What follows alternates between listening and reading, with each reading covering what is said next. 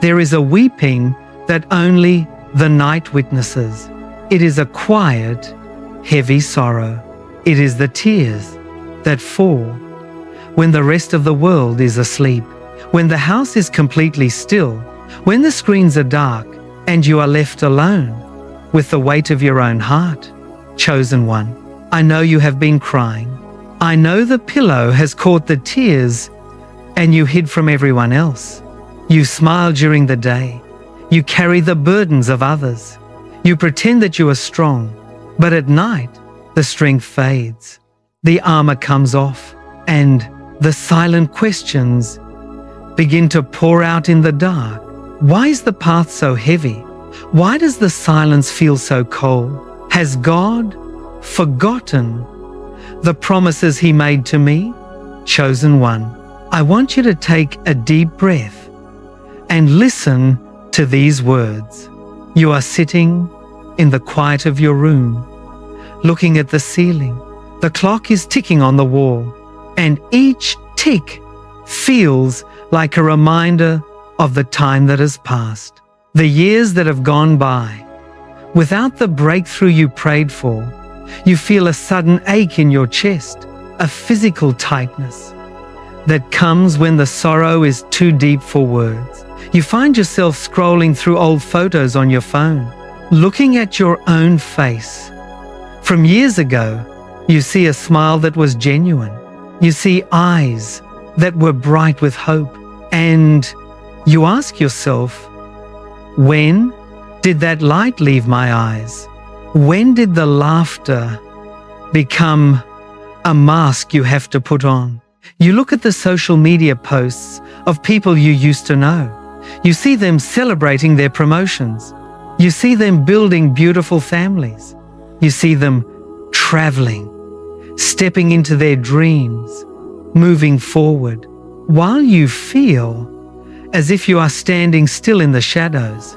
It is as if life is a grand theatre, and you are merely a spectator, watching the drama unfold from a dark, lonely corner. You wonder if you did something wrong. You wonder if your mistakes have disqualified you from God's best. But I want to tell you something about this hidden valley. The isolation you feel is not a design flaw. It is not a mistake. You are carrying a quiet grief that feels like fear, a restlessness in your spirit that keeps you awake at midnight, and in your weariness, you have been tempted to settle.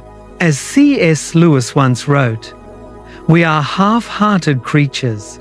We fool around with drink and sex and ambition when infinite joy is offered to us. We are like an ignorant child who wants to go on making mud pies in a slum because he cannot imagine what is meant by the offer of a holiday at the sea.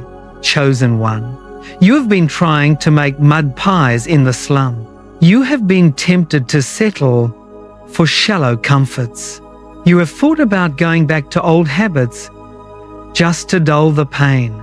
You have been tempted to accept toxic relationships just to feel less lonely, to lower your standards, just to fit in with a crowd that doesn't respect your calling, to accept a mediocre life because the promise is taking too long to manifest.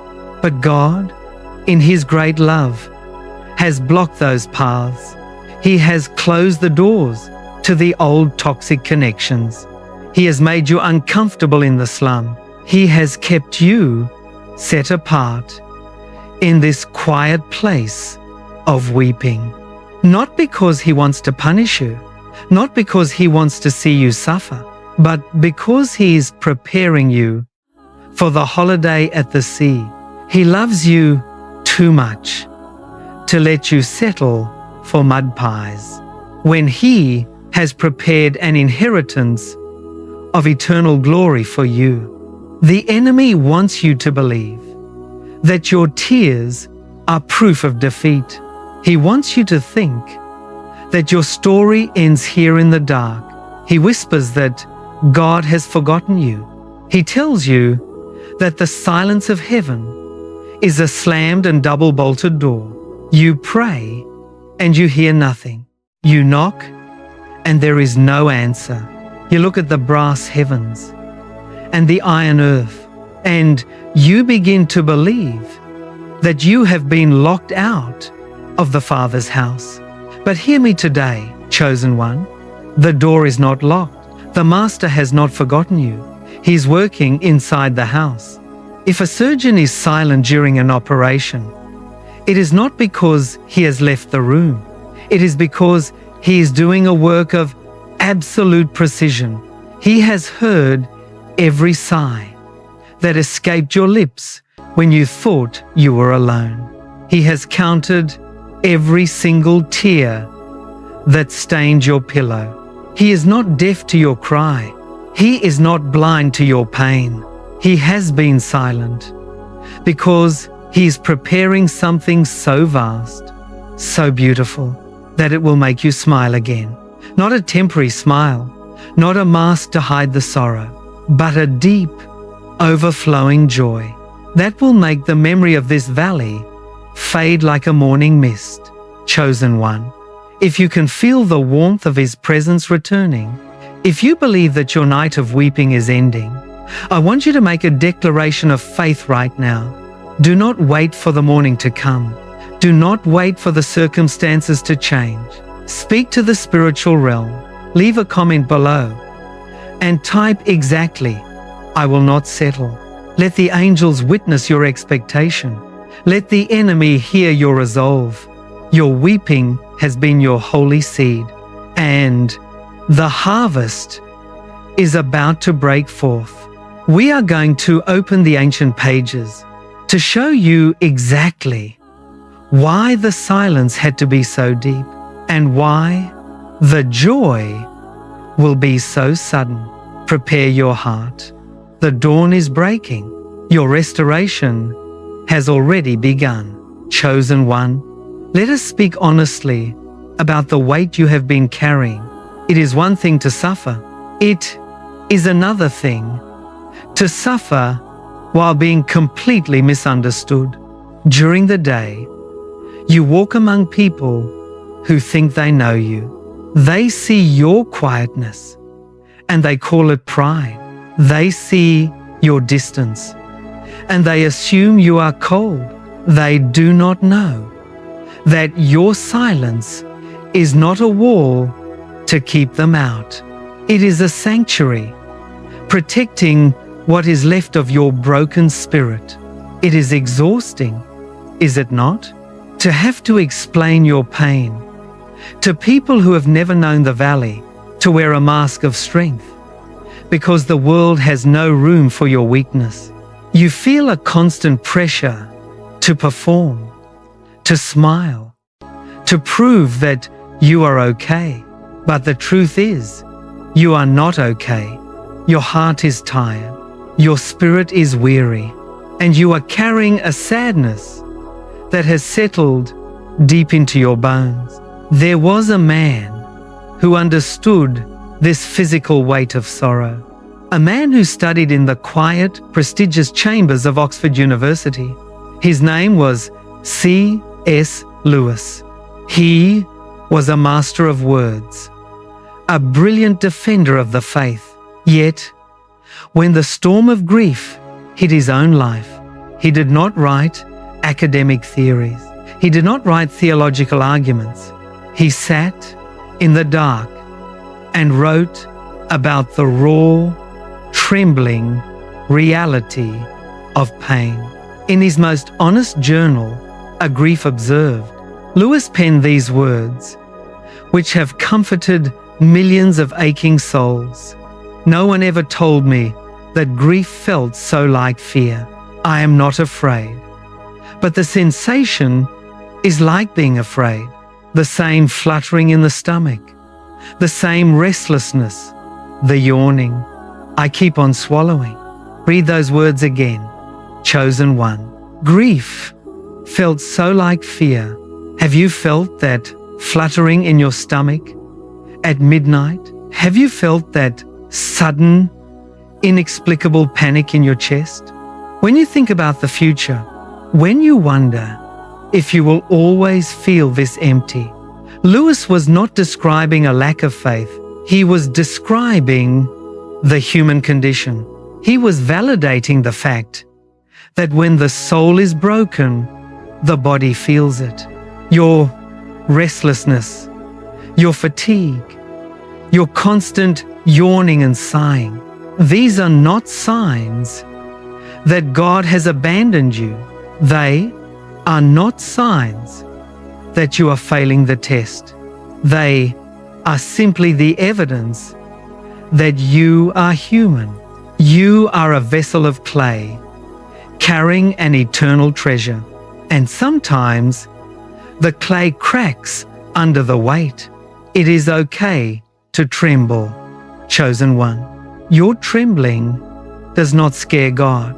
If you trust that He knows the quiet fluttering in your chest, leave a comment and type, "Only God knows." Let that declaration be your comfort.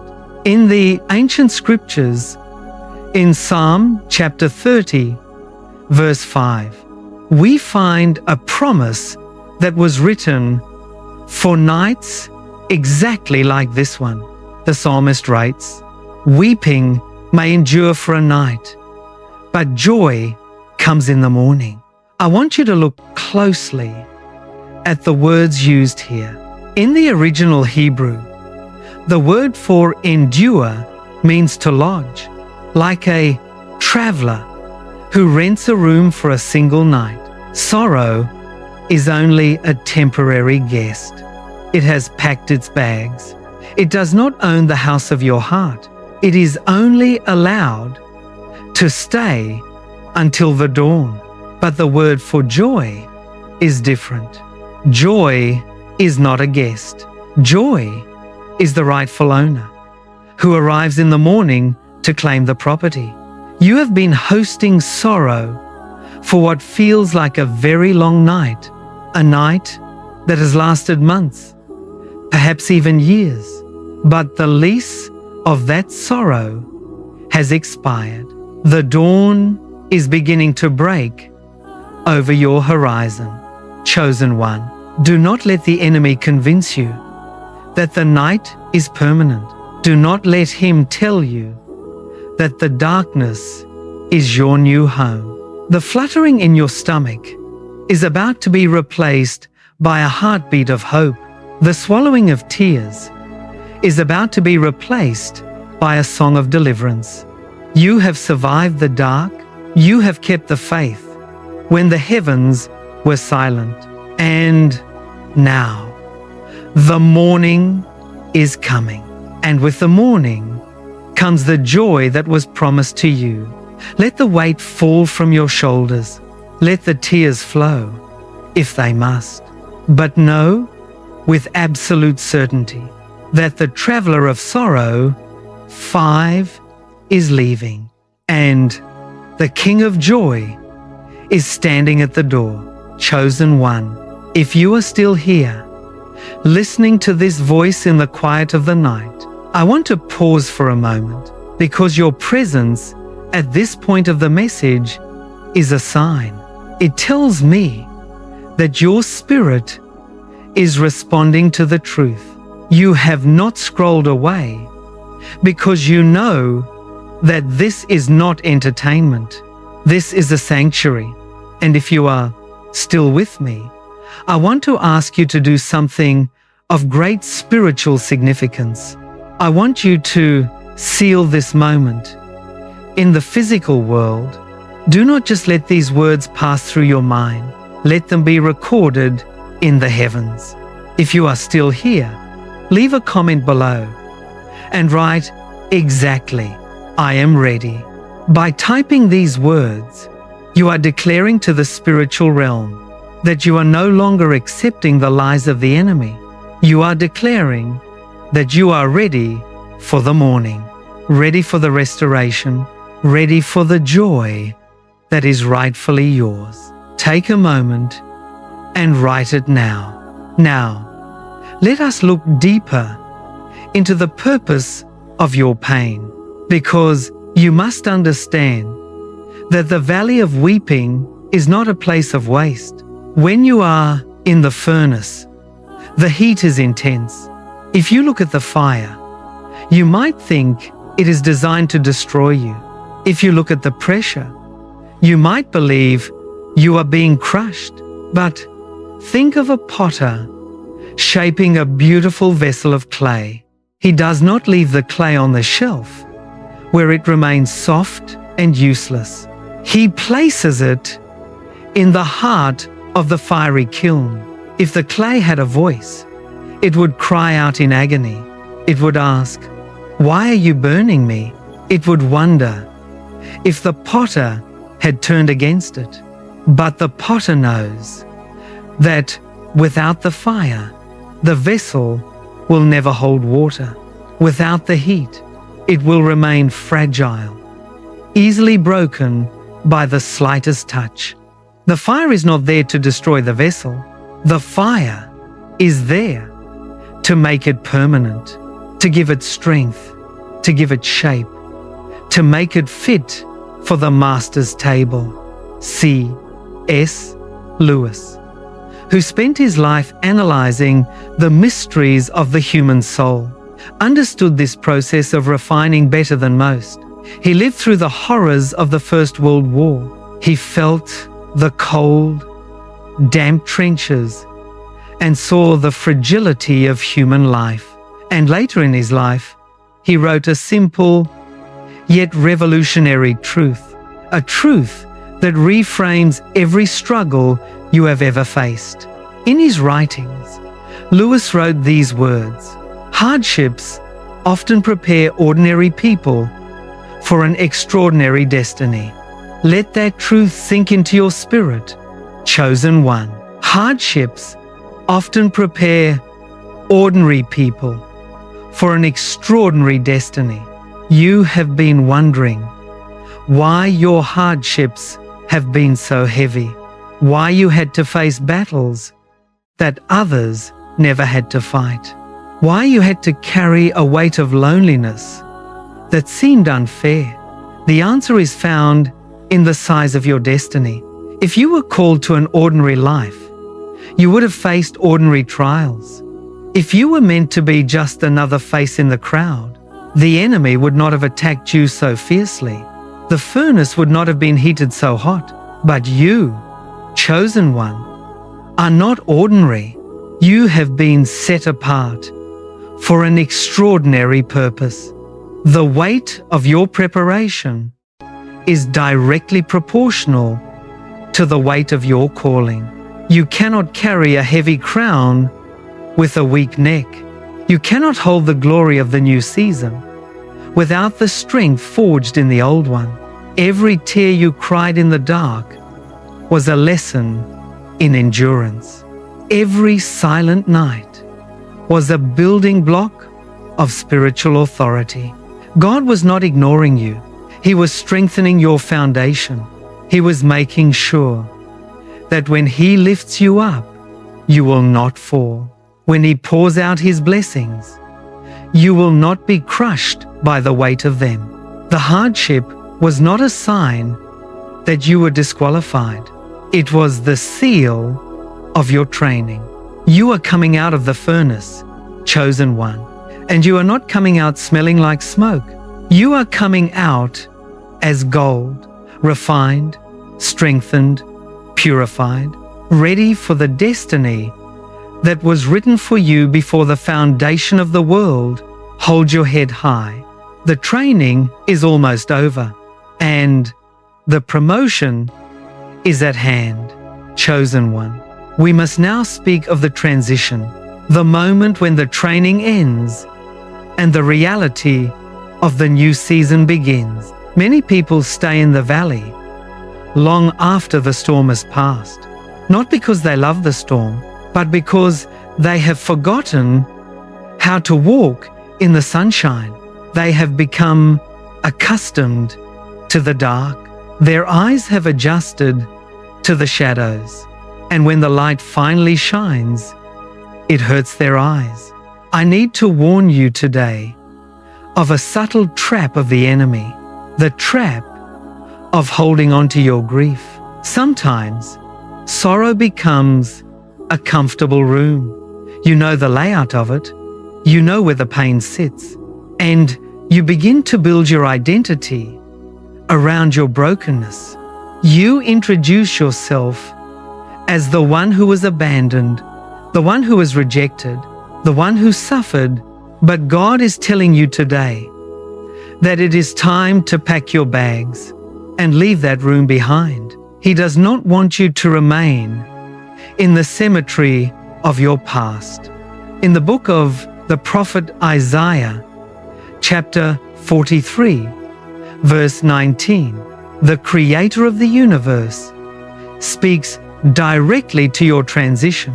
It declares, "Behold, I will do a new thing. Now it shall spring forth. Shall you not know it? I will even make a way in the wilderness and rivers in the desert." Chosen one, read those words with expectation. Behold, I will do a new thing. God is not saying He will patch up the old thing. He is not saying He will make the past season slightly better. He is doing a completely new thing. He is clearing a path through the dense wilderness of your confusion. He is releasing a river in the dry desert of your loneliness. But notice the question He asks, shall you not know it? This means it is possible for God to do a new thing and for you to miss it. Why? Because you are still looking backward at the ruins of what was lost. You are still weeping over the doors that were closed.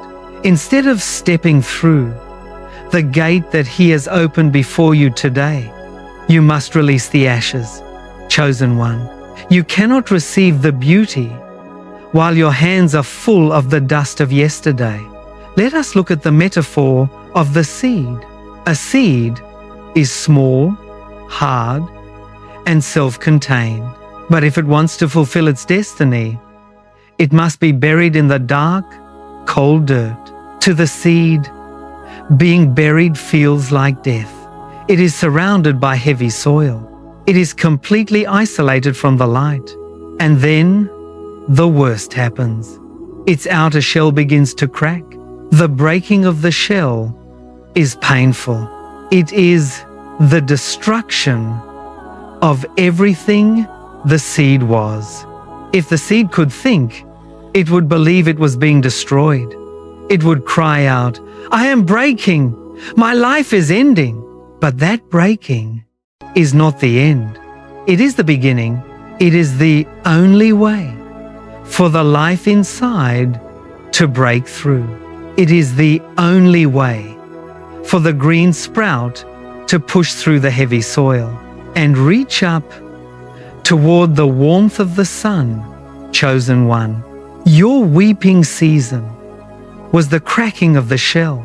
Your heart had to break so that the glory of God could break out of you. You were not buried to be hidden forever. You were planted, and what was planted in tears is about to rise in power. If you recognize that your seasons of breaking were actually your planting, write in the comments, "Every ending was preparation." Let that truth root in your soul. Look up. The soil above you is getting lighter. The pressure is beginning to lift. I command your spirit today to wake up. I command your eyes to look forward. The wilderness is behind you. The dry season is over. God is clearing the path, and the first rays of the dawn are hitting your face. Dry your eyes. The new thing has already begun. Chosen one, we must pause and look at the blueprint of your reconstruction, because many times in the middle of the silence, you look at the ruins of your life and you feel a deep confusion. You thought that following God would mean a smooth restoration. You expected Him to quickly repair the broken parts, to fix the leaky roof of your finances, to clean up the drains of your broken relationships, to paint the walls of your heart with a little comfort. And at first, you understood what he was doing. You saw the small repairs. You felt a little peace. But then, the renovations became violent. Suddenly, he started knocking down walls that you wanted to keep. He began pulling up foundations that you thought were secure. He started ripping open parts of your life that you had spent years trying to hide. The noise was deafening, the dust was suffocating, and the pain was absolute. You looked at the rubble and you cried out, "Why are you destroying me? Why are you breaking what was already fragile?"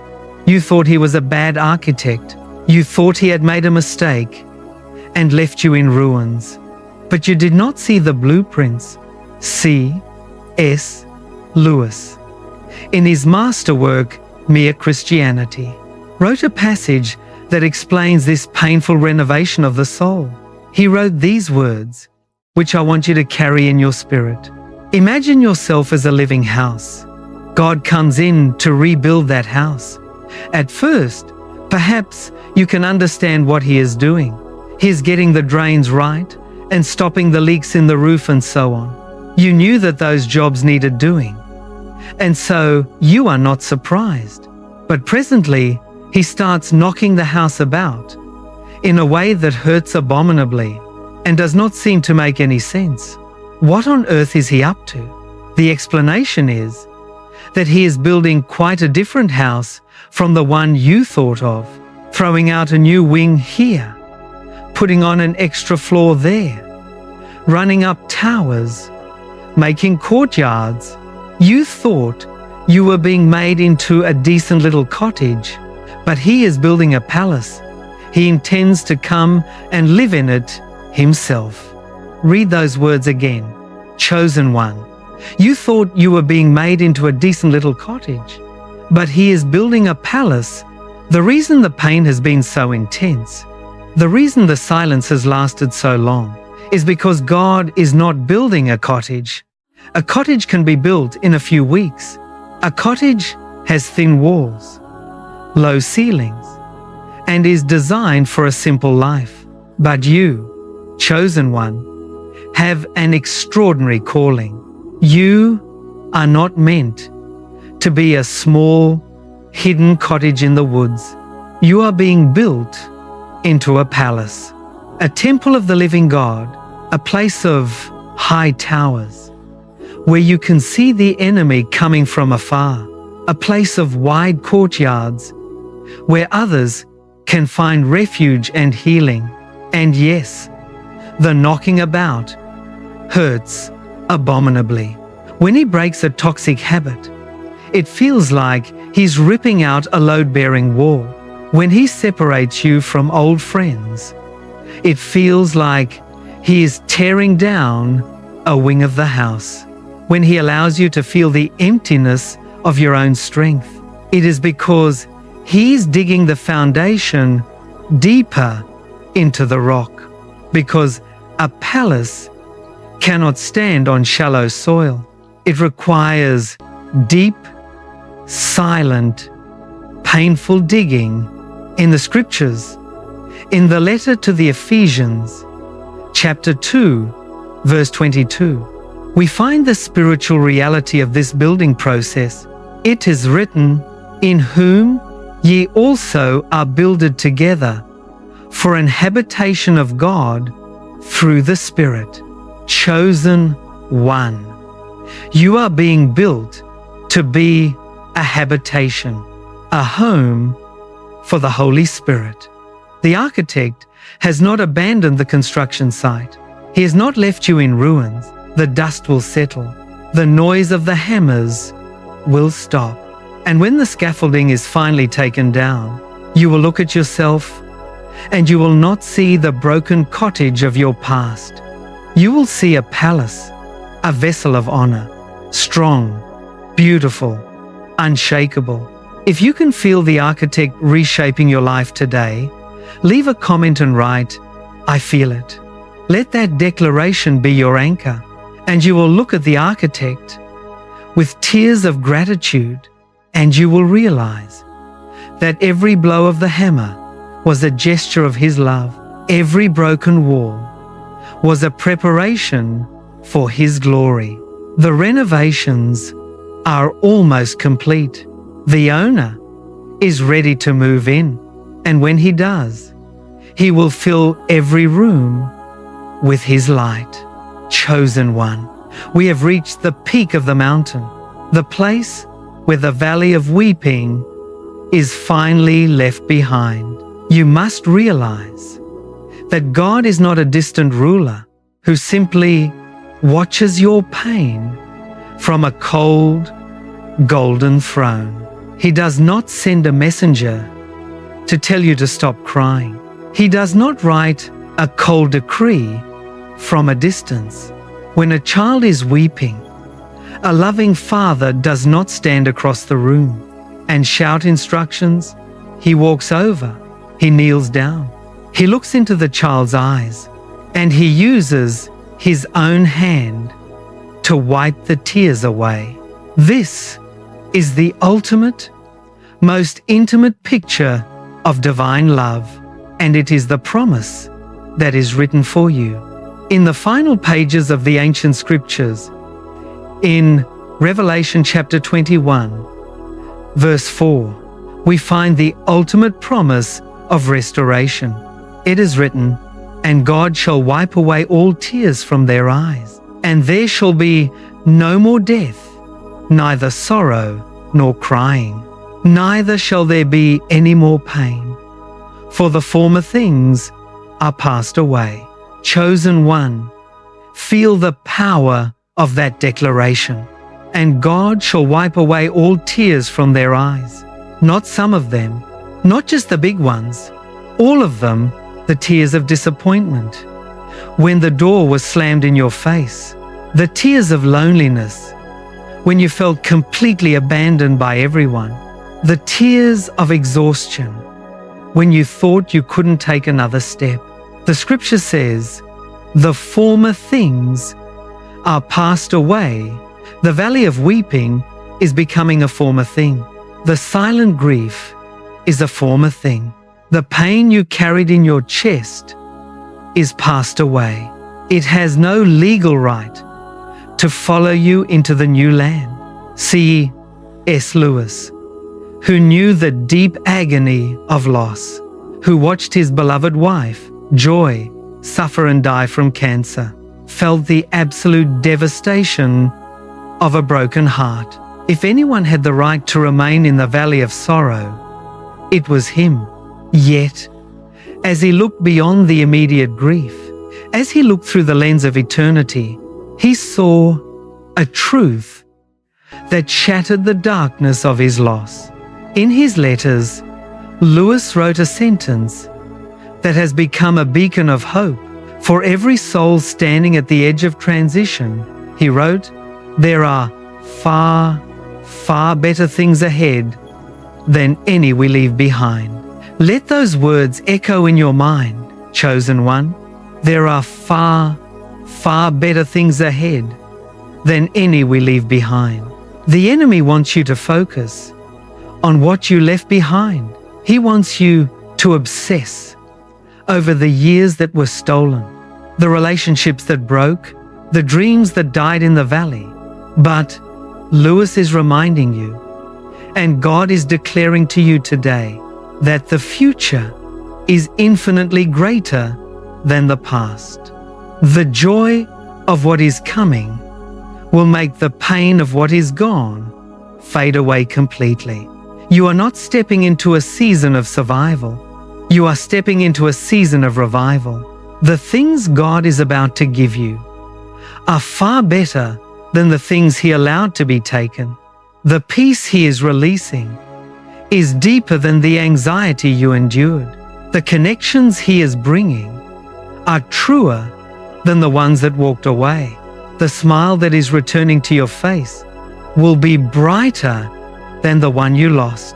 Because it was forged in the dark, it was purified in the fire, and it carries the authority of a soul that has been tested and found faithful.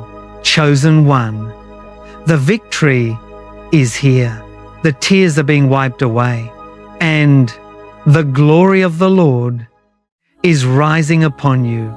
You are about to laugh again, and when you do, the world will see that the God of the valley is also the Lord of the harvest. If you receive this promise of joy that will outshine every tear, type in the comments, "I receive it." Let that declaration seal your victory, chosen one. Let us now enter into the sanctuary of prayer. If you are able, I want you to close your eyes, take a slow, deep breath. Let the tension leave your shoulders. Let the heavy weight fall from your chest. You are safe here. You are in the presence of the one who knows your name, the one who saw you crying in the dark. Father, I lift up this chosen one who is listening to my voice right now. You know the depth of the valley they have walked through. You know the nights when they felt completely alone, when the silence was so loud, it felt like fear. I pray tonight for the healing of their heart. Touch the places that have been cracked by the heat of the furnace. Mend the broken pieces of their spirit. We declare that the spirit of heavy grief must leave this room right now. We release the identity of being broken. We release the memory of the rejection. We speak peace to their fluttering stomach. We speak rest to their restless thoughts. Let your quiet presence wash over them like a warm, gentle rain. Soothe the nervous system that has been on high alert for so long. Let them feel the absolute safety of being held by you. And now, Father, we pray for the restoration of their joy. Your word says that you will fill our mouths with laughter and our tongues with shouts of joy. I pray that the smile which was stolen in the valley will return today with divine authority. Let a new, deep, unshakable joy enter their spirit, not a joy that depends on human circumstances, but the joy of the Holy Spirit that rises like a spring of living water. We break the power of sorrow over their life. We command the spirit of heaviness to be replaced by the garment of praise. Let them laugh again. Father, let them laugh at the enemy's plans that have failed.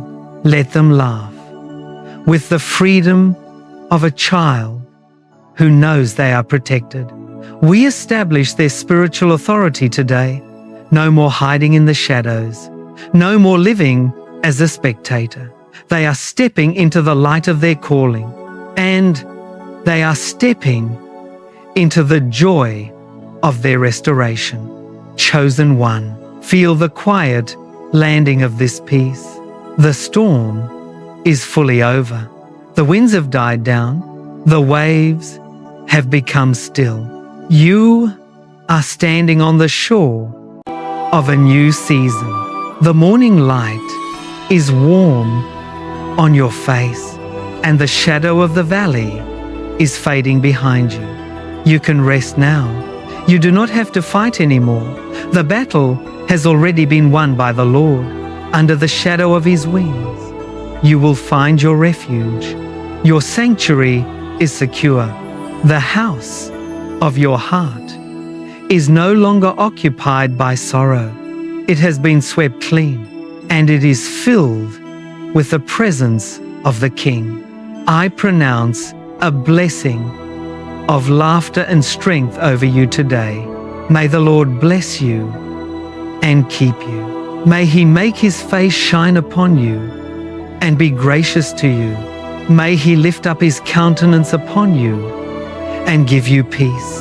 I seal the smile that He has restored to you. No weapon formed against your joy shall prosper. No voice of the past shall steal the peace you have received tonight. You are standing on the holiday at the sea. The slum is behind you. The mud pies are forgotten. You are looking out at the infinite ocean of God's love. Feel the warm breeze of His grace. Smell the fresh air of your freedom. You are restored. You are healed. You are chosen. Chosen one. If this message has been a sanctuary for your soul tonight, if the presence of God has touched you and dried your tears, I want to invite you to join our family. Subscribe to this channel. Become a permanent part of this quiet community of faith. Do not walk this path alone. We are standing together in the light of the morning. And before you close your eyes to rest, I want you to click on the video that is appearing on your screen right now. It is the next step in your spiritual journey. It is another word prepared specifically to strengthen your new smile. Keep your mind guarded, keep your heart open, and remember, the one who chose you will never let you go. Good night, chosen one.